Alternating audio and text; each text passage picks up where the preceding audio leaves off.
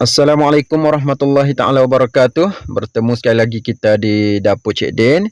Okey, hari ni Cik Din ada satu menu yang nak Cik Din share lagi dengan penonton. Okey, hari ni Cik Din nak ajar cara Cik Din buat kari ikan cermin. Ni kari yang orang kata menu famous orang Malaysia ya. Menu famous kita semua. Siapa yang tak kenal dan tak suka makan kari ya. Okey. Kali ni Cik Din nak buat dengan menggunakan ikan cermin ya. Kalau nak tahu apa bahan-bahan yang Cik Din letak untuk kita buat kari ikan yang sedap dan simple macam ni, okey, jom kita tonton video ni. Dan kepada yang baru singgah ke channel Cik Din harap jangan lupa subscribe channel Cik Din serta support Cik Din selalu. Okey, jom kita tonton videonya. Okey, inilah antara bahan-bahan yang Cik Din guna untuk kita buat kari ikan cermin ya. Okey, macam biasalah. Kena ada ikan cermin kalau kita nak buat kari ikan cermin, kena ada ikan cermin ya. Okey. Dan bahan-bahan untuk kita tumis, Cik Din guna dalam 6 biji bawang merah, 4 ulas bawang putih, cili padi lebih kurang dalam 7 tangkai cili padi, 2 biji kentang, 2 biji tomato. Okey, Cik Din guna juga dalam 3 sudu besar rempah kari ikan. Ni Cik Din guna cap adabi ya. Okey, dan daun kari kena ada lah. Kalau kita nak buat kari yang sedap, kena ada letak juga daun kari ya. Okey, dan tak lupa juga Cik Din masukkan juga sedikit ketumbar ya. Okey. Okey, mula-mula sekali kita nak tumis dulu bahan-bahan kita ni. Bila minyak kita dah panas, okey, Cik Din nak tumis bawang yang Cik Din hiris ataupun mayang halus macam ni. Okey, kita masukkan bawang. Lepas tu kita tumis sekejap bagi bawang kita naik bau ataupun keperangan. Okey. Bila dah naik bau macam ni, dengan api yang sederhana ya. Jangan api kuat, nanti hangit pula tak sedap ya. Lepas tu Cik Din nak masukkan ketumbar yang Cik Din tumbuk dan juga kita punya cili padi tu kita tumis bersama bawang tadi tu. Kita tumis sekejap bagi dia naik bau.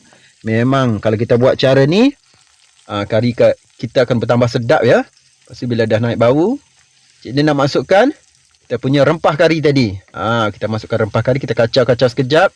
Okey, bagi dia mesra dengan minyak yang kita tumis tadi tu. Lepas tu kita masukkan air.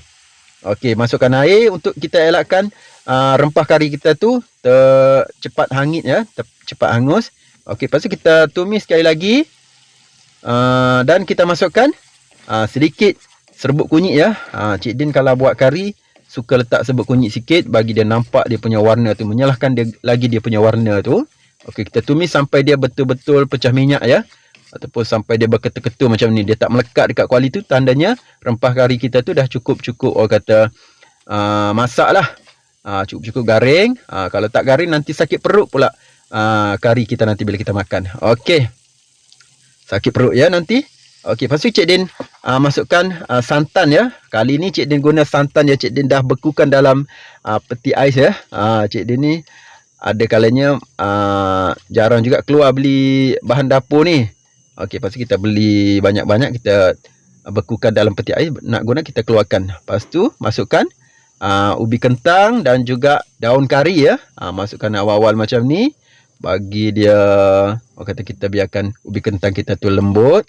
Dan masukkan satu keping asam keping, kita kacau-kacau sekejap, biarkan kuah kita ni mendidih ya. Okey, bila dah mendidih macam ni, nampak tak? Bila dah mendidih, warna pun orang kata semakin, orang kata dia dah bertukar warna. Nampak tak dia dah mendidih macam ni? Kentang kita pun dah orang kata dah lembut. Okey. Nampak? Kita punya kentang tu pun dah lembut ya macam ni.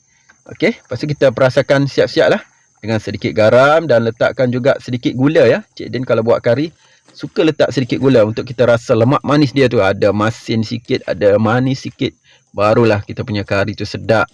Ni kari ni bukan macam kari mamak ya. Kita buat kari-kari ala pantai timur lah. Okey, lepas tu bila dah langkah seterusnya kita masukkan tomato dan juga ikan ya. Ni yang akhir sekali lah kita masukkan ikan tu, sebab ikan kita ni cepat lembut ya. Ikan cermin ni memang dia cepat lembut ya, walaupun dia agak besar saiz dia tapi dia cepat lembut. Okey, kita biarkan sekejap. Kalau nampak kurang dia punya kuah tu, ikan kita belum tenggelam dalam kuah tu, boleh tambahkan air ya, macam cik dia buat ni. Dan kita akan masak sampai ikan kita ni betul-betul lembut. Cara Cik Din senang je. Kita masukkan sekali dengan tomato. Bila tomato dah lembut, ikan pun dah tersembur, biji mata ikan tu dah keluar, tu tandanya ikan dah masak, tu tanda dia lah. Kalau orang lain Cik Din tak tahulah cara dia nak cam macam mana ikan kita dah masak ya. Nampak tak ikan kita dah pun masak ya.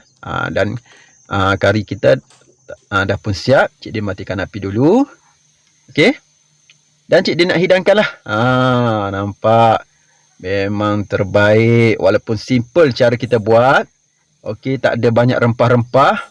Tapi cukup untuk kata membuatkan kari ikan kita ni sedap ya. Kena cara, cukup bahan, cukup rasa, memang sedap kalau kita buat kari ni. Kena pandai rasa. Ni orang kata time panas ni kita nampak kuah dia agak cair ya, tapi bila dah sejuk nanti memang kuah dia sedikit lagi pekat ya. Nanti kita nak makan tu, kalau buat kari kena pekat-pekat sikit lah. Melekat dekat nasi tu.